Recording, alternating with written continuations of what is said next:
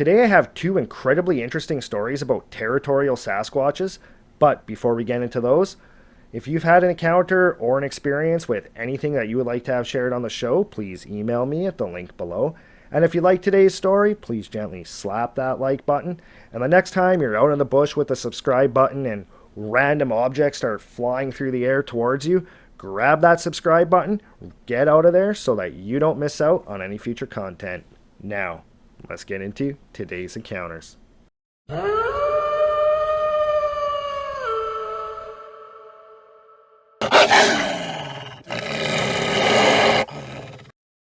This encounter comes from Mitch, and it happened in the spring of 2001 out in western Alberta in the foothills of the Rocky Mountains. Mitch was 39 years old at the time. He was married, he had 3 kids, and he was no stranger to the outdoors whatsoever. He had grown up on a farm, plus he had worked in the oil patches, so he spent the majority of his life out in nature in western Alberta. That spring, with the gardening season rapidly approaching, Mitch and Linda decided to do something different in their garden. They decided instead of using standard gardening trellises, they were going to build a teepee-like structure out of tamarack poles to allow their beans and peas to grow up along those. So on this day, Mitch and his wife, they loaded their 3 kids up into the truck, they hooked up their trailer, and then they made their drive west towards the foothills of the Rockies in between Banff and Sundry, Alberta. Mitch knew an area out there from previous experience working in the oil patches, and he knew of this one oil lease road that was just absolutely loaded with tamarack. So they made their drive out towards this lease. When they got there, he pulled the truck around, parked the truck beside the ditch, and then they got ready to head off into the bush to go harvest these poles. Now, because they had their 3 young children with them, when they got out of the truck, his wife laid a blanket down right beside it along the top of that ditch so that the kids could play while him and his wife took shifts going into the bush to harvest those poles. They would go in, they would harvest a tamarack pole, they'd bring it back, and they would load it into the back of the trailer. This went on for several hours until him and his wife were feeling absolutely beat, super tired, and they just needed a break. So they stopped for a few minutes to have a snack. They were standing right beside the trailer when all of a sudden, off behind them on the other side of that ditch, just out of the line of sight, they heard this absolutely blood-curdling guttural scream. When they heard that, his first reaction was to grab the youngest child off that blanket because the 2 older children had got up, they ran into the truck, and they had locked the doors. So at this point, Mitch is standing there, he's holding his youngest, his wife's right beside him, and they're looking towards where they heard that scream, trying to figure out what they had just heard. Their first instinct was that this was just somebody messing with them, but the sound that this scream had projected was just way outside of human capability. It was just way too loud and way too guttural. So him and his wife were looking towards that direction when all of a sudden they heard from the other side of that ditch that exact scream, and it was followed up with another scream back in the direction that they had heard that first one. At this point now there's 2 screams going on from both sides of that road, and the screams seem to be screaming back and forth at each other. Mitch and his wife at this point, they were still not overly concerned. They were still kind of thinking that this might be somebody messing with them. So they had their focus down that road in the direction of those screams. When all of a sudden this massive clump of mud and grass came flying out of the bush and slammed into the ground right behind the trailer. At this point, him and his wife, they took a couple steps back, but they were still thinking that it was very possible that this was just a person. When all of a sudden another chunk of grass and mud came flying out of the bush from the other side of the road and hit the ground right by that first one. At this point, they were still kind of thinking that, this is very possible, this is just a person messing with us, and it wasn't until those clumps of grass and mud were replaced with 4 to 5 foot logs that were flying through the air and hitting the ground right behind the trailer, just like the grass. At this point, Mitch was very certain that he was not dealing with a person because of the size of these logs, how high they were flying, how far, and how much force they had behind them. He knew that there was no way a person would be able to throw a log like that. The entire time that this was going on, those screams continued from both sides of the road, and Mitch and his wife, without saying a word to each other, decided it was time to get out of there. So they took a couple steps back, slowly turned to make their way towards the front of the truck. And when they were turning, while they were facing that direction of that blanket that their children had been playing on, They spotted something light brown in color on all fours coming out of the bush. Him and his wife both instantly froze just staring at this thing in front of them. And as it made its way through the trees, they noticed that what they were looking at was a very large female Sasquatch. She was light brownish blonde in color. She was crawling on all fours, and she had a young Sasquatch holding onto her stomach, and she had another one on her back. Mitch and his wife just stood there not knowing what to do, staring at this thing while it crawled towards them. Mitch described the way that this Sasquatch crawled along the ground as reminding him of the way Fred Flintstone bulls, where it kind of up on the tiptoes type of thing. He said the way that its back feet were bent reminded him of that. This thing made absolutely no noise at all as it made its way out of the bush. They had no idea it was there until they saw it. They did not smell anything out of the ordinary either. They just stood there staring at this thing crawling along the ground, and it crawled to within about 10 feet of them where that blanket was. It reached out its hand, it grabbed that blanket, then it turned, and it made its way back into the bush. Him and his wife at this point had no idea what to make of what they just witnessed, but they knew that it was just time to get out of there. So they quickly rushed into the truck and they took off. Now, before this experience, they would spend the summers out in the Rocky Mountains of Western Alberta, but because of what they experienced and witnessed that day, they basically avoided the wilderness altogether that summer. And even to this day, over 20 years later, their extent of camping now involves using a large RV in populated campgrounds, and their main outdoor activity these days is fishing for salmon. This next encounter comes from Vince, and it happened in 1997 while he was out backcountry fishing in Crowduck Lake in eastern Manitoba. Crowduck Lake is located in the Whiteshell Provincial Park, and it's just northeast of Big Whiteshell Lake. Now, there's only one way to get into this lake, and that's a fairly substantial portage from Big Whiteshell Lake. Now, Vince was 21 years old at the time. He was a very avid fisherman. He had grown up fishing. He had grown up doing a lot of these backcountry trips all through the Whiteshell, as well as through Nopaming Provincial Park, which is located just north of the Whiteshell. So he was no stranger to the wilds of the backcountry in the Whiteshell as well as Nopaming. Him and his buddy, for many years, almost every weekend, they would go do these backcountry trips. They would typically leave on a Friday, spend Friday night, Saturday night out of the bush. They would fish all day Saturday, all day Sunday, and then they would come home. On this particular weekend, they did what they had done countless times before. They loaded up their flatback canoe on top of Vince's SUV, loaded up all their gear, and then they made the drive out to the Whiteshell. When they got there to Big Whiteshell Lake, they pulled the SUV over, grabbed the canoe off the roof, loaded up with all their gear, and then they set off northeast across the lake towards that portage.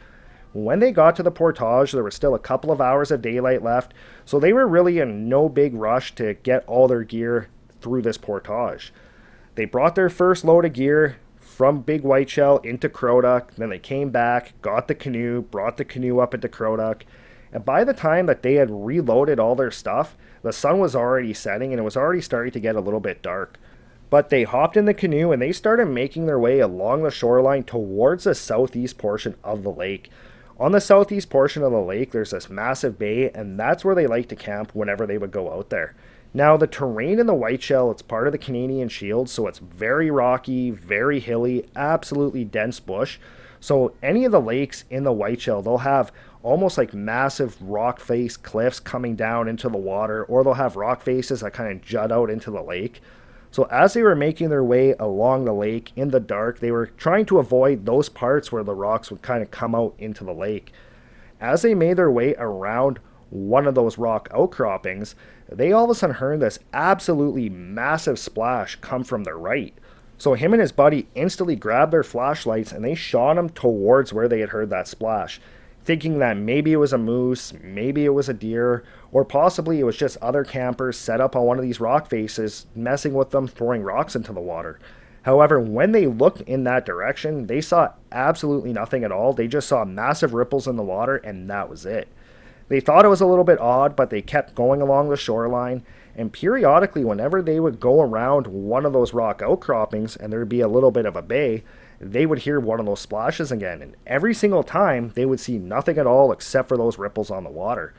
It was kind of making them a little uneasy, but they were very convinced that, it's probably just another group of campers, another group of fishermen that are really just trying to mess with us and trying to keep us away from this area.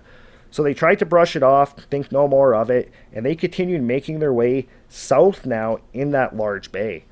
When they got to the southern shore of this large bay, they headed over towards the east side. There was a big rock that kind of came down into the water with a bit of a flat section up top right beside this little creek, and that's where they would always set up camp. So when they got there, they put their canoe up against the shore, got out, pulled it up, then they set up their camp. Once they had their camp set up, they made a fire, they roasted some smokies, had a couple of beers, and then about 2 hours later, they decided to call it a night and they climbed into the tent to go to bed. A few hours later, Vince was woken up by his buddy kind of hitting him on the side with his elbow, telling him that there was something outside the tent, that he could hear this heavy breathing and he could hear something moving around in the bushes just outside of the tent. Vince at this point kind of sat up, grabbed his knife, grabbed his flashlight, and just sat there listening, and sure enough, he could hear this real heavy breathing, and he could hear something that sounded fairly large moving through the bush on the right side of the tent. Vince at this point was convinced that this was a bear, so he told his buddy to get his hatchet ready and just be prepared in case this bear tried to come into the tent. They sat there for about 15 minutes, they heard this thing moving through the bush, and then they heard it heading away from the tent. They could tell that it was heading away because they could hear the noises of the branches breaking, slowly getting quieter and quieter, sounding like they were getting further and further away. This point, because both of them were very experienced backcountry campers, they kind of took a couple breaths, brushed it off, and they went back to sleep. About a half an hour later, Vince was again woken up, but this time it wasn't because of his buddy. It was because he could hear these real deep gurgly breaths like right beside his head, just on the other side of the tent fabric. Vince instantly grabbed his knife, and he was lying in his sleeping bag with his knife up, just waiting for whatever this was, which he was convinced was a bear, to come through the tent and try to grab him. He did not want to yell out because he was thinking that this was a bear, and if he startled it, he did not know what would happen. So he just lied there listening to this thing, and he heard it moving around the side of the tent, and then it stopped right beside where his buddy was sleeping. At this point, Vince was just looking over towards his buddy. He could barely make out his silhouette in the low light from the moon coming through the tent fabric, but he could see that he was starting to stir. Suddenly, his buddy just shot up in his sleeping bag with his head facing towards where that breathing was coming from, and he just yelled out, "What the hell is that?" And as soon as he yelled, this thing on the other side of the tent all of a sudden took off into the bush. They could just hear all the branches cracking, the trees snapping, and at this point, they were very convinced that this was a bear and that they had just spooked it off. It wasn't until about 30 seconds later, they heard one of those loud splashes that they had heard as they made their way along that shoreline, coming from right by where they had parked their canoe. At this point, both of them knew that they were not dealing with a bear, and they really had no idea what they were dealing with. But they both knew that their canoe was their best way of getting out of where they were and back to civilization, so they were very concerned that whatever was throwing these rocks might hit that canoe, and then they would just be screwed. So Vince made his way towards the front of the tent, knife in hand. He unzipped the tent, stepped out, started facing in the direction where this animal had run into the trees, lifted up his flashlight and was looking through the dense bush, but he could not see anything. His buddy at this point had climbed out of the tent as well with his flashlight and his hatchet, and now they were both looking in that direction.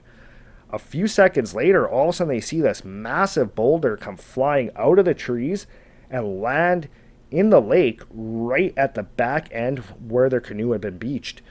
At this point, both men were pretty terrified because they had no idea what they were dealing with. They had no idea what was creeping around their tent, and they were trying to figure out what would have the strength and the power to throw a boulder like that far.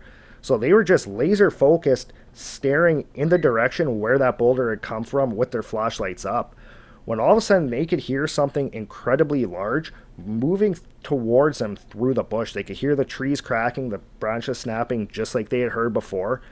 But then they noticed that there was this absolute pungent smell in the air, just absolutely stunk. He described it as smelling kind of similar to a bear that had been rummaging through a garbage dump. It just had like a kind of a wet animal smell mixed with garbage.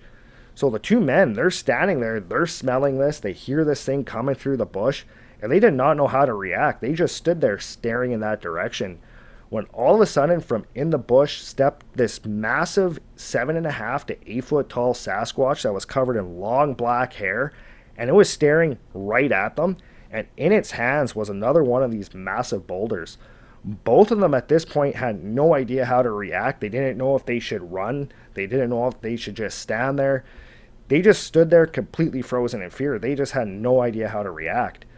When all of a sudden this Sasquatch standing right in front of them leaned forward and let out this absolute guttural scream right towards them. As soon as it screamed, the two men turned and they ran down towards their canoe, just completely abandoning all their other gear. They pushed the canoe into the water, jumped in, turned back to look towards where the Sasquatch was. And this Sasquatch was standing at the top of that rock outcropping where they had their tent set up, holding this massive boulder above his head, and it just lobbed this boulder directly towards them. They thought that it was going to hit their canoe, but it was veered just to the left, slammed into the water right beside them. At this point now, Vince had got the motor going on the canoe.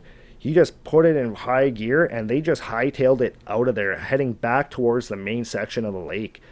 As they were making their way out of that south bay, they could hear this Sasquatch running through the trees, and periodically they would hear those loud splashes. When they got onto the main part of the lake, they turned and they headed towards where that portage was. When they got to the portage, because they did not have all that other gear to bring with them now, they just jumped out, grabbed the front of the canoe, and just on pure adrenaline alone, ran down the trail of the portage, dragging the canoe behind them. At this point, they knew that they were fairly safe from that one Sasquatch because it would be on the opposite side of the lake and it would take a while for it to get to where they were. But their concern was, if there was one, were there more? So the entire time they're running down this trail, they just kept having this thought of, is there another one nearby? How many are there? As soon as they got to Big Whiteshell Lake, they jumped in the canoe, headed across back towards the launch, and they just abandoned their canoe on the shore, jumped in Vince's SUV, and they took off. They ended up heading straight towards Falcon Lake, which is located along the Trans-Canada Highway, kind of on the southern side of the Whiteshell Provincial Park, and they tried to report it to a couple of rangers. Now, the rangers did not take them seriously. They basically just kind of brushed them off as being crazy. And at that point, Vince and his buddy, they decided that they weren't going to tell anybody else. They just told these rangers think they're crazy. So for many years, they did not bring this up. Vince thinks that the reason this Sasquatch was throwing these rocks is that maybe it had a den or a lair in the area, and those rocks hitting the water, those splashes they were hearing were warnings trying to keep them out of that area. Well, that's it for today's encounter. If you have any comments, please leave it in the comments below. I'd really love to know your thoughts on this. I do make it a personal goal to respond to every single comment that I'm aware of. But as usual, thanks for joining us, and I'll see you next time.